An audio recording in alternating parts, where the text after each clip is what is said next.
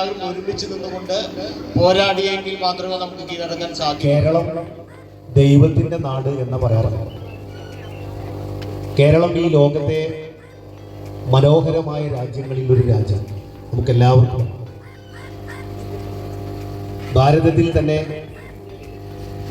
ഇത്ര സുഖവും സമാധാനവും ഉള്ള ഒരു രാജ്യം ഭാരതത്തിൽ. അങ്ങനെയാണ് നമ്മുടെ ഈ രാജ്യത്തിന് സമാധാനത്തിന്റെ രാജ്യം എന്ന പേര് വരാൻ നിറഞ്ഞു നിൽക്കുന്ന വൃക്ഷങ്ങളും മലകളും. അതിലേക്ക് ഈ ഫ്ലൈറ്റ് ഇങ്ങനെ വന്നിറങ്ങുമ്പോൾ നമ്മളൊക്കെ സർവശക്തനായ അള്ളാഹുവിനെ സ്തുതിക്കും. അൽഹംദുലില്ലാഹ്, നമ്മുടെ രാജ്യം എത്ര മനോഹരം. ഗൾഫിലേക്ക് നമ്മൾ അങ്ങോട്ട് ചെന്നിറങ്ങുമ്പോൾ അവിടെ കാണാനുള്ള എന്താ? കൊട്ടാരങ്ങളും ബിൽഡിങ്ങുകളും കെട്ടിടങ്ങളും ഒക്കെ അവിടെ കാണാം.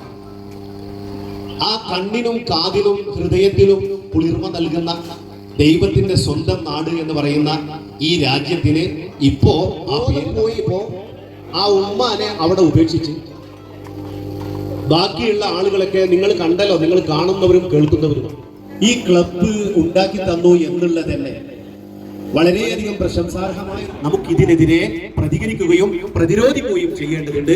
സർവശക്തനായ ദൈവം ഈ ഒരുമയും ഈ ഐക്യവും സമാധാനവും ശാന്തിയും നമുക്ക് എന്നെന്നും നിലനിർത്തി പെരുമാറാവട്ടെ.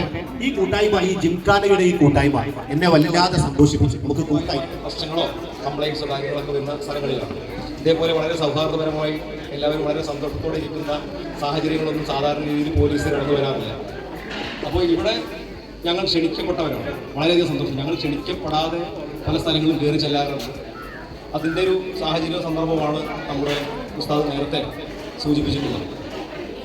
ഇപ്പോൾ ലഹരി എന്ന വിപത്ത് നമ്മുടെ സമൂഹത്തിലുണ്ടാക്കുന്ന സമാധാന പ്രശ്നങ്ങളും അതുപോലെ വ്യവസ്ഥയായിട്ട് ബന്ധപ്പെട്ടിട്ട് ഒരു ചെറുപ്പക്കാരൻ ഞങ്ങളുടെ മുമ്പിൽ ആരെങ്കിലും വന്നു ഞങ്ങൾക്ക് സംശയം തോന്നി, ഇന്നതാണെന്ന് വ്യക്തത ഞങ്ങൾക്ക് തോന്നിക്കഴിഞ്ഞാൽ പിന്നെ ആര് വിളിച്ചിട്ടും കാര്യമില്ല. എന്താണ്, ഞങ്ങളുടെ ജോലി കൃത്യമായിട്ട് ചെയ്യും. അപ്പോൾ ലഹരി ഉപയോഗിക്കരുത്, ലഹരി കടത്തരുത്, ലഹരി വിൽക്കരുത് എന്നുള്ള കാര്യങ്ങൾക്കൊരു അപേക്ഷ പറയാൻ വേണ്ടി വന്നതല്ല ഇവിടെ. പലതും ഞങ്ങളെ സംബന്ധിച്ചിടത്തോളം ഞങ്ങൾക്ക് കൃത്യമായിട്ടുള്ള നടപടിയാണ്.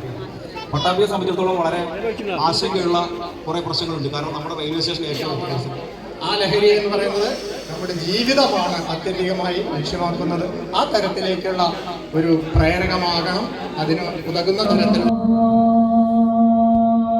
يا من صليت بكل الأنبياء يا من في قلبك رحمة للناس يا من ألفت قلوبا بالإسلام يا حبيبي يا شافعي يا رسول الله بأمي وأبي فديتك سيدي صلاة وسلام عليك يا نبي حبيبي